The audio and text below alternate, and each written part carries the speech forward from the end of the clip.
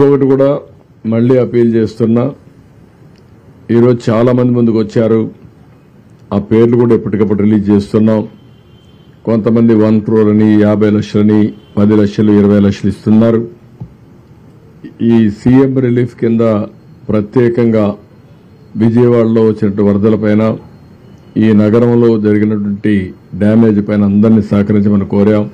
చాలా మంది వస్తున్నారు. వాళ్ళందరికీ మనస్ఫూర్తిగా ధన్యవాదాలు, ప్రభుత్వం తరపున కృతజ్ఞతలు. నేను ఒకటే అందరినీ కోరుతున్నా, ఇక్కడ విజయవాడలో ఉండేవాళ్ళు కూడా ఆ స్ఫూర్తి రావాలి. మనతో ఉండేవాళ్లు ఇబ్బందుల్లో ఉన్నప్పుడు మానవతా దృక్పథంతో మన బాధ్యతగా మనం అందరం కూడా సహకరించే పరిస్థితి రావాలి. అందరూ ఏ విధంగా మీకు తోచిన విధంగా వాళ్ళను కూడా ఆదుకోవడానికి ముందుకు రండి. డిజిటల్ పేమెంట్ పెట్టాం, క్యూఆర్ కోడ్ ఇచ్చాం.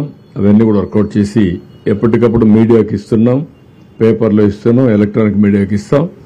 అది మరి సోషల్ మీడియా ప్లాట్ఫామ్స్ కూడా పెడుతున్నాం. ఇప్పుడే మీ అందరికీ ఇది సోషల్ మీడియాలో కూడా పెట్టి అందరికి కూడా ఇది మీకు కూడా షేర్ చేస్తాం, మీడియా కూడా షేర్ చేస్తున్నాం. ఇప్పుడే పవన్ కళ్యాణ్ గారు కూడా అనౌన్స్ చేశారు. వారికి కూడా మనస్ఫూర్తిగా పార్టీ తరపున ధన్యవాదాలు, కృతజ్ఞతలు.